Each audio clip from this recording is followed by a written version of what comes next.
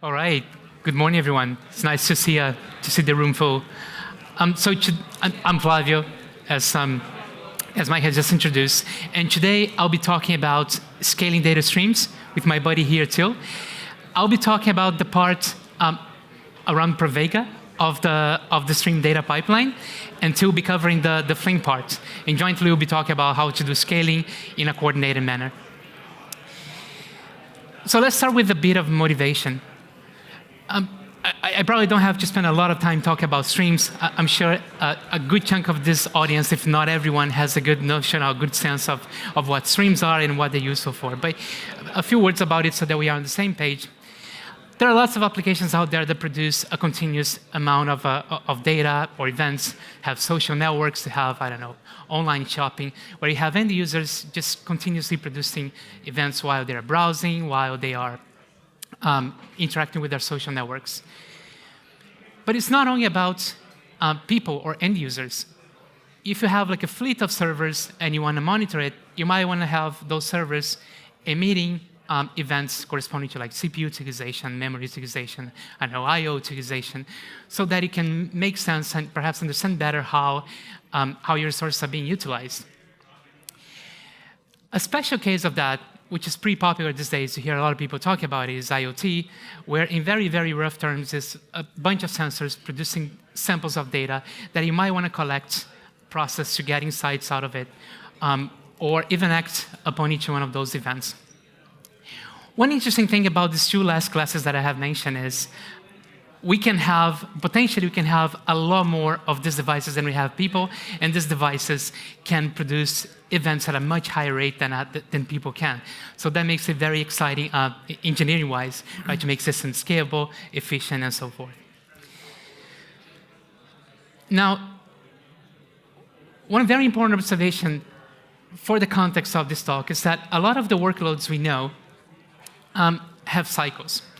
Right? So especially the ones that deal with end users, we have things like daily cycles where different hours have different amount of traffic compared to later hours.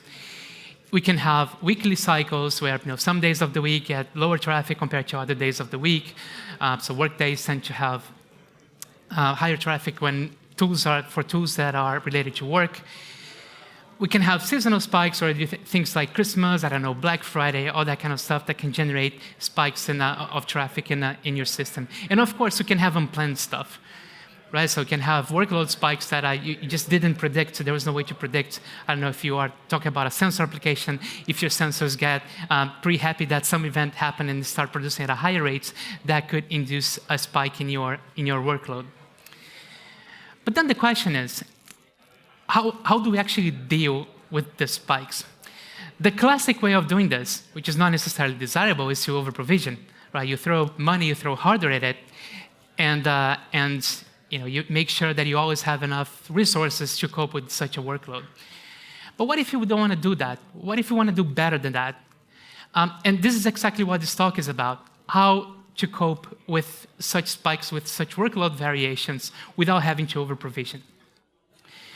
So to explain the sort of problems that we have to face when we are looking at it, let's go through this simple illustration where we have a source that is emitting events, 2 events per second, at a rate of 2 events per second, and we have a processor that is processing at a rate of 3 events per second. And the way we are ingesting this data is through this append-only log. This looks good because the processor can process at a rate that is higher than what the source is emitting, so it can keep up with the rate of the source. And by the way, the colors represent keys in this illustration. So the rectangles with different colors represent different keys. And so the source is producing at its rate, the processor is processing it, everything is good. But now let's say that at some point the source increases its rate, and it goes from 2 to 4. Now that processor cannot keep up with that rate. And so when that happens, those events would keep accumulating forever, and the processor will be able to process that workload. And all sort of problems would happen, not only with respect to queuing latency, but you can have storage problems and all that stuff. Now, what we can do is, given that the processing rate adds up, I can simply throw one processor over there. And now I can process 6 events per second, which is able to keep up with the source of with the rate of the source. But then the problem is, if I do that, I might have those processors processing in parallel events of the same key, which would violate order of key, which might not be desirable in a number of situations. So another thing that we might want to do is create another log, split the key space between those two, and have each one of those processors reading from the different logs. But even in this case, I still have a problem with per key order, because the top log accumulated data for a long time before actually splitting to 2. And so if process 2 starts reading the new data, we might be reading keys out of order, which is also undesirable. And so the effect we would like to achieve here is something like this. So we first flush that initial log, and then we process the data at the bottom. So that's sort of the problems with order that we would see if we just did this naive set of steps. And this is some intuition of how we can cope with this. Now, order is one issue that we have with respect to scaling. But there are other questions that we might raise. So what happens if the rate increases again? So you went up, I split, and so what happens if it increases again? Do we split again? What if it drops? Right? Do I merge it back? So those sort of questions that we had to think about and address while we're designing this system that Shrikant presented at the keynote earlier, called Pravega. So Pravega is a system that has stream as a first-class primitive of storage. It's a young project under active development, and it's all open source. We have a website, pravega.io, and we have a GitHub repository where we do all our work. So if you go there, you're going to see like our pull requests, our issues, and you'll be able to interact with us if that's what you would like. Now, for Pravega, looking at a stream where so in this diagram here, I have time from left to right. So here on the left, I have the oldest events. And I have three distinguished parts in this diagram. First one is present, which corresponds to all the data that I have ingested for this stream. Then I have what I'm calling the recent past. The recent past is the data that you have ingested, say, I don't know, in the past few seconds, the past 2 minutes, could be the past hours. It really depends on the abstraction that the application cares about. And then you have the distant past, which is the stuff that maybe came in like a year ago or many months ago, but you still want to keep around because you might want to reprocess that data. So today, what we do is the recent past, we store it in some messaging pub subsystem. You can think of, I don't know, RabbitMQ, Kafka, and that distant past you store in some bulk store. You move it to some bulk store, and maybe HDFS would be an example. And with Pravega, what we'd like to do is to actually unify those. So we believe that there is no reason for you to have to use distinct storage systems with different APIs. And with Pravega, you will be able to store your stream. Doesn't matter if it's recent data or data in your distant past, and process that data through the same API. Have a unified way of processing that data independent of when you ingested it. There are the things we care about. It's not only that unification of recent past and distant past. There is also, as the main topic of this presentation, coping with variations in your workload. As you have traffic spikes, you might want to be able to cope with that, provide more capacity to your application. As I'm talking about storing stream data long term, I also need to provide a way or design it in a way that enables us to store an unbounded amount of data on a per stream basis. Right? So if I'm talking about storing stream data for like years, I must be able to design the system in a way that stores all that data. To highlight a few of the core points of Pravega, so Pravega, again, is a system that has stream as a first-class primitive of storage. It's designed to store stream data permanently, if you choose to, of course. We're not going to prevent you from deleting your data if you want. But in principle, if you want to keep that data, you can keep it in Pravega for as long as you like. Preserve order. So I talk about order in the context of scaling. Accommodate unbounded streams, unbounded in the sense of the amount of data you store on a per stream basis. Of course, there is no such a thing as an infinite amount of storage. It's all bound to the amount of storage capacity you have. But the system must be designed in the way that you can grow, you can increase your capacity and store more data on a per stream basis accordingly. Adapting to varying workloads is, again, another very important point. And given that we're talking about stream processing, low latency end-to-end is a key, another key point, another key goal that we have. When processing data with Pravega, what we do is the following. To ingest stream data, we append data to a Pravega stream. To process stream data, we read that data from one or more Pravega streams. With respect to the abstractions we provide in our API, we have event writers that enable us to append to a Pravega stream, and we have event readers that read the data and feed it to an application to process it. Those event readers are grouped in reader groups.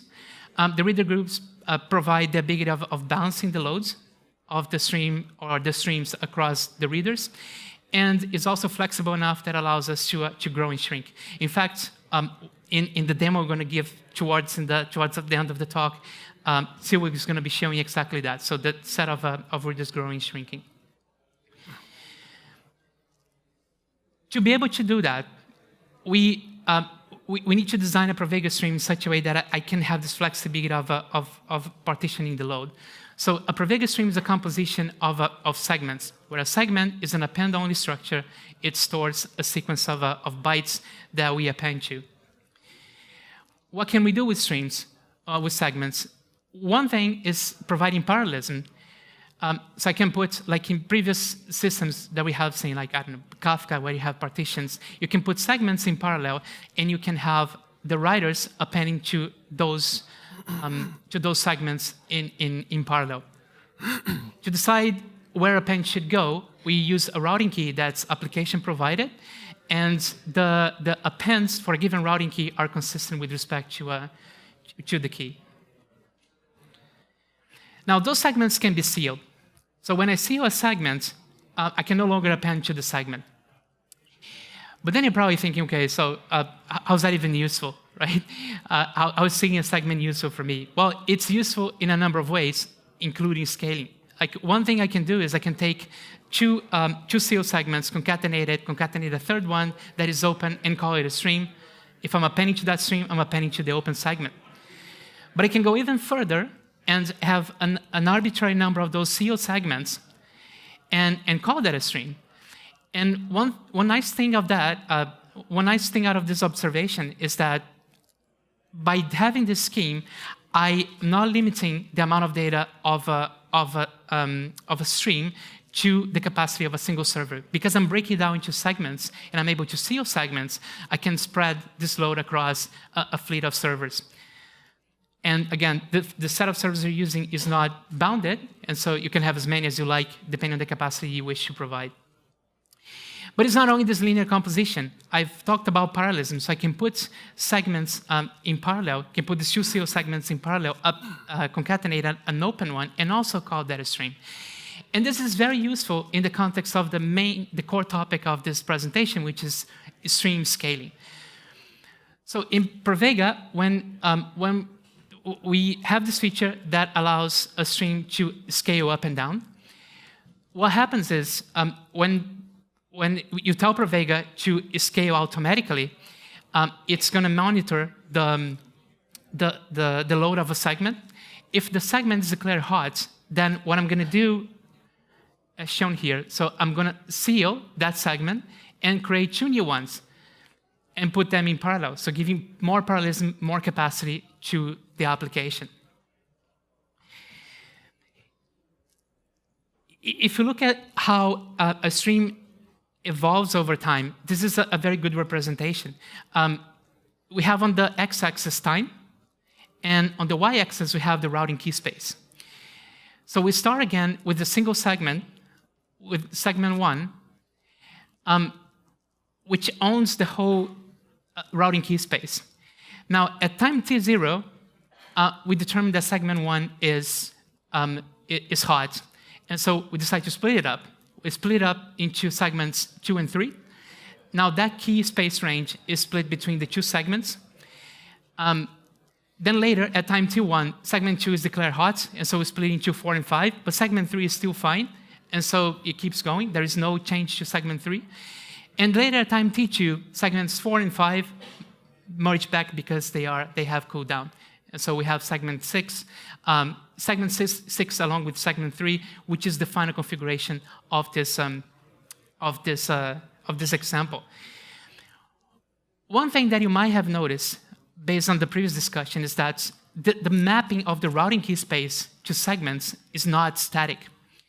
As I am splitting and merging segments, that mapping of the routing key space to the segment also changes. But that's all coordinated through the control plane of Pravega. That's all taken care of through the internals of Pravega, and we do not really expose that complexity to the application.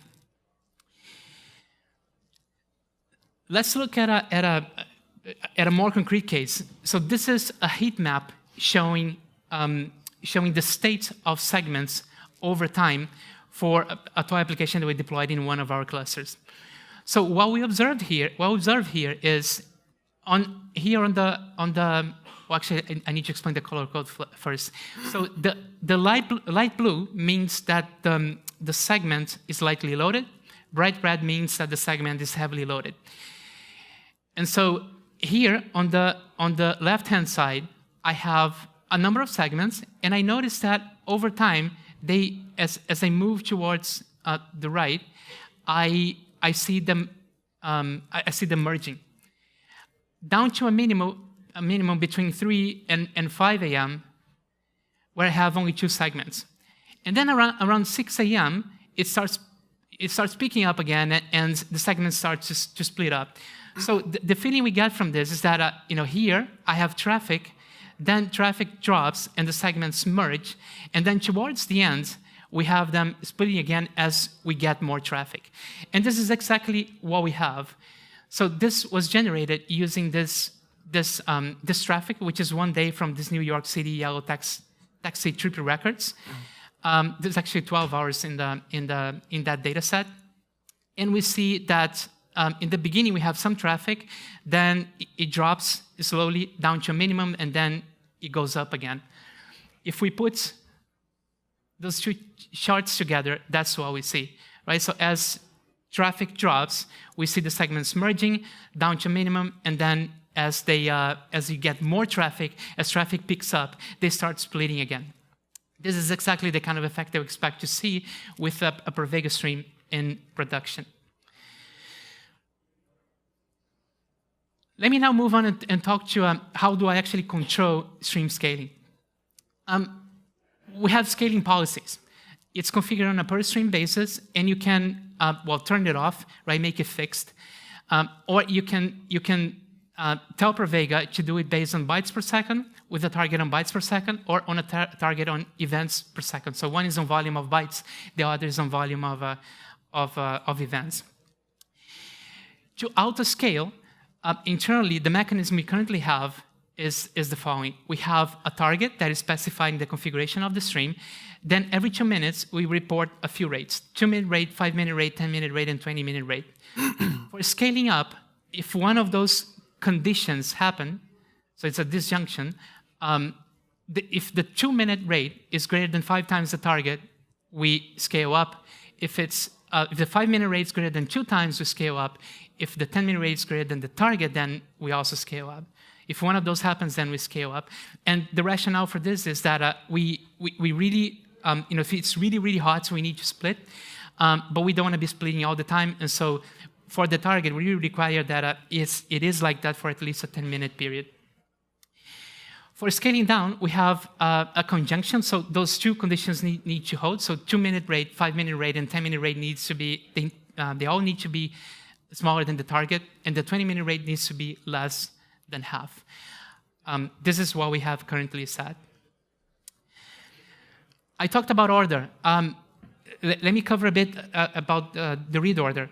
So we have reader groups, as I have mentioned.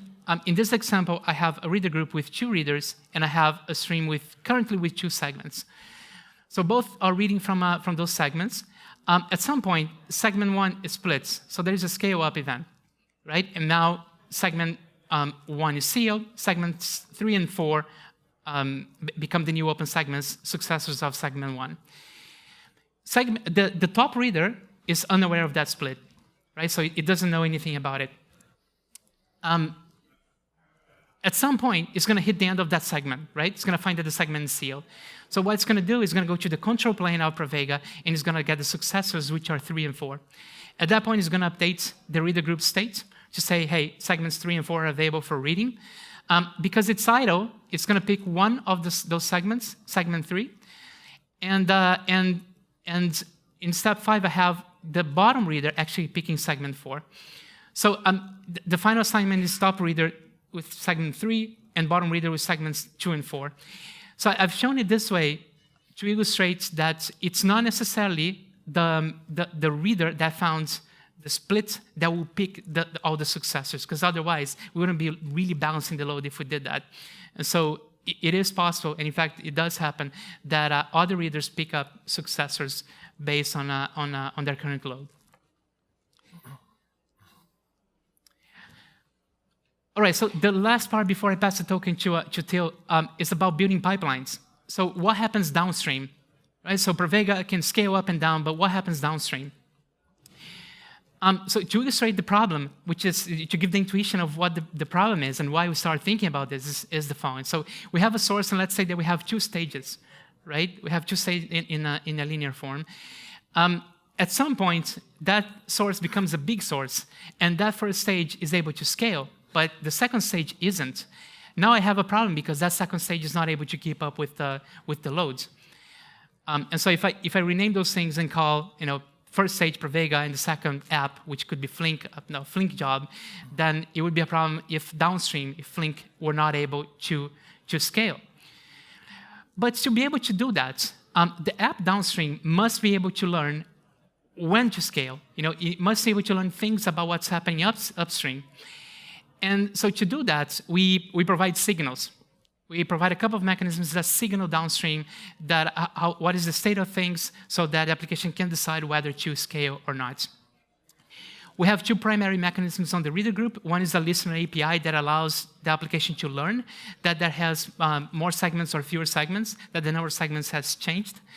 And we have also metrics that expose things like the amount of unread bytes, so that the application can determine whether it's lagging behind, and perhaps it should scale to be able to cope with the new loads. And so that's why it's very important to downstream to be able to scale as well. And so with that, I pass it to Till. So Till. Thanks, Flavio, for the great introduction to Pravega. What I want to show you now is how we can actually use this within Flink. So, as you might know, that for Flink, in order to consume from an external system, we need a connector. Fortunate for us, in order to consume from a Pravega stream, there is the Flink Pravega reader, which is hosted on GitHub. The Flink Pravega reader uses Pravega's reader group mechanism for the assignment of segments and the rebalancing. And actually, this is key to the automatic scaling, which we will see later, because Pravega will make sure that every parallel subtask of our source operator gets its fair share of the stream. So how do we actually make Flink aware of a scaling event so that the number of segments have changed in the Pravega stream? We added an operator rescaling policy, which can be implemented by an operator to signal Flink that this operator would like to get rescaled. So in our case, we have here the Pravega reader rescaling policy, and what it does is first of all, it registers as a listener at the segment notifier to listen to segment changes. Whenever this happens, the operator rescaling policy gets notified and will tell Flink about it. This then will trigger a rescaling of the job. Currently, the rescaling of the job is implemented by first triggering a save point, stopping the job, changing the parallelism according to the number of segments, and then redeploying and resuming the job from the taken save point. All right. Now we've seen how we can react to signals, but what does scaling or rescaling of a Flink application actually entail? If you have a simple case, a stateless job, then it's actually not that difficult. So what you have to do in Flink is, or what Flink has to do is to scale up. It needs to deploy new tasks of an operator, and in order to scale down, it has to cancel some of them. However, things become a bit more tricky if the job contains state. And, well, unfortunately, all real-world use cases are stateful jobs, because it's a powerful mechanism. So what we have to solve here is, when we scale up and add new tasks to want to deploy them, we have to answer the question, what's the state of this new task? And the same applies when we scale down, cancel some of the parallel subtasks. How do we merge the state? In order to answer this question, let me first show you the different types of state we have in Flink. So there's the keyed state and the operator state. The key state is basically state which is bound to a key, which you define with the key selector. Example for that is user-defined state you have in your function, which operates on a keyed stream, or, for example, windowing state of a windowing operator operating on a keyed state. In contrast to that, we have Flink also supports the operator state, where the state is bound to the parallel instance of the operator. So let's first take a look at how to repartition keyed state.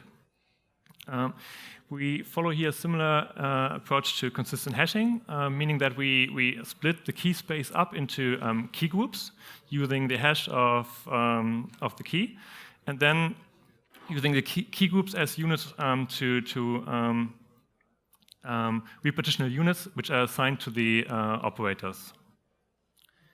So how this looks like is the following. So let's assume we have an operator with a parallelism of 2, and we have 4 key groups. So when a rescaling event happens and you want to scale up from 2 to 3, the only thing you have to do is you have to move one of the key groups to the newly instantiated task here. What I should mention, though, is that the maximum parallelism to which you can scale up is defined by the number of key groups, because you need at least one key group to work on something. The operator state is made repartitionable simply by not storing it as a blob, but more with finer granularity, so as a collection of items where each item contains all the information which is necessary to do the recovery operation. And that way, by having a collection of items, the system can easily repartition it. Yes. All right. That's like a rough overview of what it means to rescale a Flink application. But what happens actually if you want to rescale a Flink application? You can do it because you know how to do it, but then you don't have enough slots to deploy these newly instantiated tasks. For this, we are quite fortunate again that we solved this problem quite recently with Flink's new distributed architecture, which was the effort done under the umbrella of the Flink Improvement Proposal 6. Where one of the motivations for this was to finally add resource elasticity to Flink. Other reasons were that we wanted to make Flink future-proof for different deployment scenarios, and finally adding a proper REST interface for the client-cluster communication. These were like kind of side effects. What the Flip6 effort actually boiled down to was separating the concerns a bit in a more principled fashion, and finding generic building blocks with which you can compose in such a way that you fulfill the different requirements in terms of usage and deployments. So what we came up with are the following 4 building blocks. So in the new architecture, we have a resource manager, which is responsible for the communication with the cluster management framework and releases and acquires new resources. Then we have a dispatcher component, which is the touch point for the client to receive receive job submissions and start job managers. Here, the job manager in the new architecture is no longer responsible for multiple jobs, but only a single one, which drastically reduces the complexity. And then last but not least, we have the task manager, which is simply there to execute the tasks it gets told by the job manager. So, how do these components work together? So everything starts with the client, which wants to submit a job. The client sends this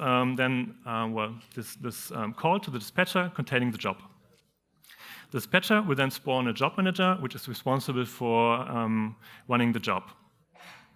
In order to run the job, it needs to request some slots, and it does that by telling the resource manager. The resource manager will then make sure that there are enough task managers to run the job. So this also means that in case that there are not enough, that it will allocate new yarn containers, for example, and start new task managers in it. And then the job manager can, after receiving the slots, actually execute the job. Yes. All right. So much for the new for the new distributed architecture. And now you might ask yourself, does this actually all work together, like with Pravega and the scaling? And in order to demonstrate that, I have the following topology, which I want to show you. So I have a simple producer, which produces events into Pravega and at a changing event rate. I have Pravega with a Pravega stream, where I used the event per second rescaling policy to rescale the stream with respect to the event rate. And then we have a simple Flink job, which consumes from Pravega and simply writes the events out to an out file. And everything is executed on yarn to show that Flink can actually dynamically allocate new resources and release them when it's no longer needed. So that's what I want to show you now. Let's see whether everything works. So first of all, I have a small yarn cluster on my machine. And the first thing I will do is start a Pravega cluster in standalone mode. This should happen by issuing this command. It does something. And it looks quite good. Next thing, to visualize the effects of the scaling, I start Prometheus to collect some metrics. Metrics from the producing app, from Flink. You will see in a second.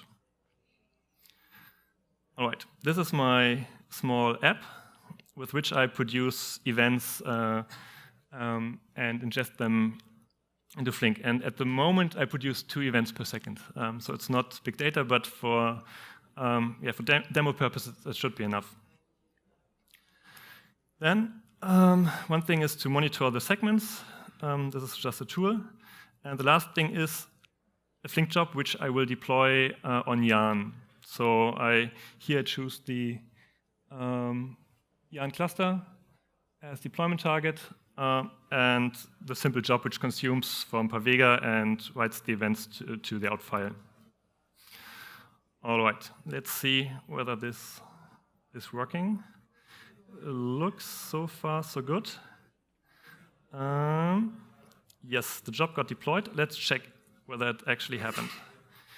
So yes, we have a Flink cluster running. At the moment, we haven't yet allocated a task manager yet, but it should happen in a second. And it should start, now it happened, with a parallelism of 1. So here I have prepared a small Grafana dashboard where we see the following things.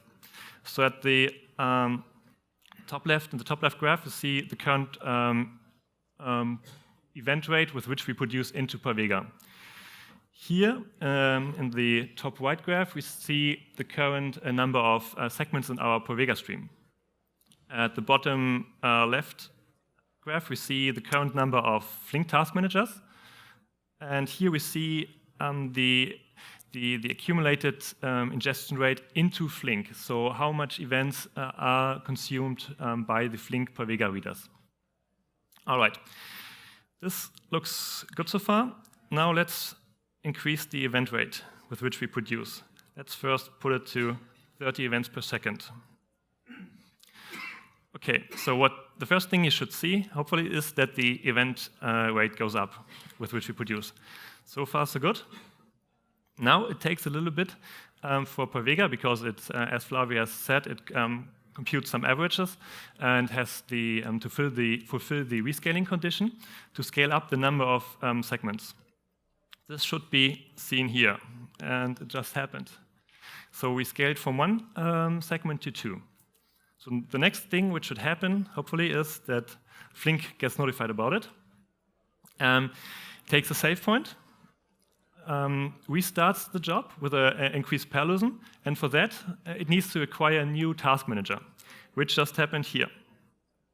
So we see that now we have 2 task managers. And in the bottom right graph, we see that we now have 2 Pravega readers consuming from the stream, which needs some time to build up and should reach an accumulated ingestion rate of 30 events per second. So let's set the event rate to 60 events per second and see what happens next. So first of all, again, we see the event rate goes up.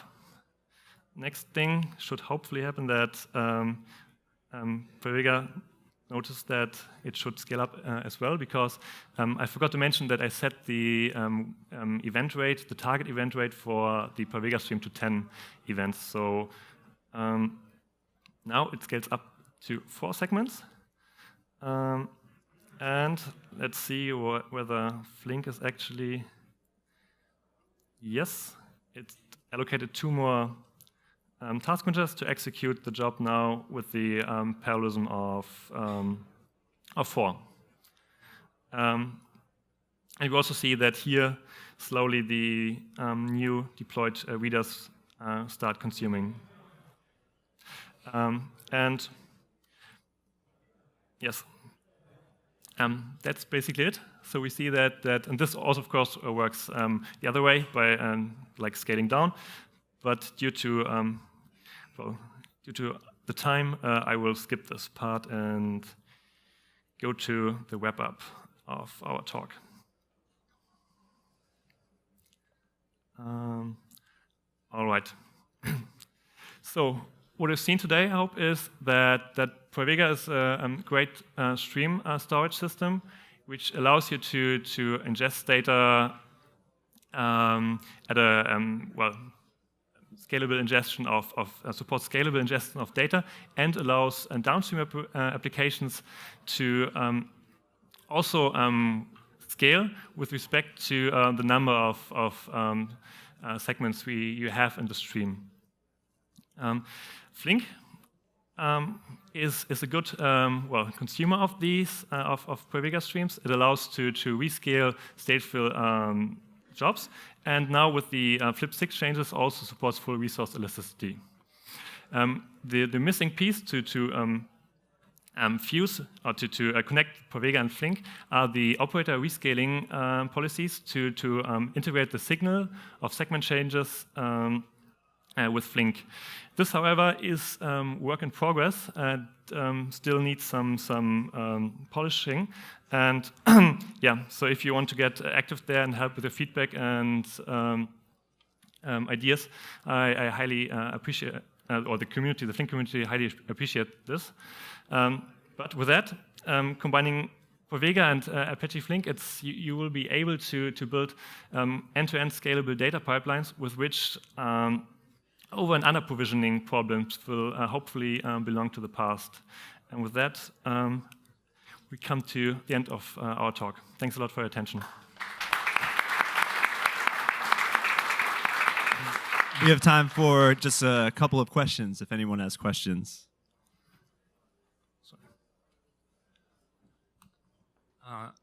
Do you know what the state of this auto-scaling on the Flink side is for other runtimes like Kubernetes or Mesos, or does this just work for Yarn? Currently, the Flink comes with support to be deployed on Yarn and Mesos. We plan to support a more native general containerized execution with Flink 1.6. There's still small things missing, but this is definitely on our roadmap to add as a deployment option for Flink.